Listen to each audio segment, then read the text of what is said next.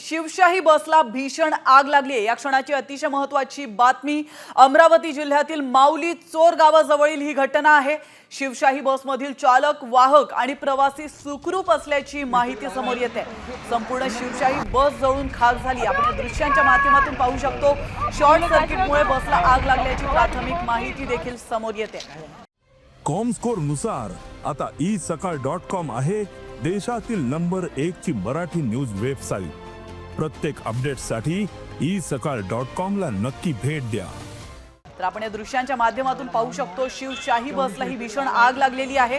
तर शिवशाही बस अपघात आणि आग लागण्याचे प्रकरण मोठ्या प्रमाणात समोर येत आहेत आणि त्या पार्श्वभूमीवर आज अजून एक मोठी बातमी अमरावती जिल्ह्यातील माऊली चोर गावाजवळील ही घटना आहे।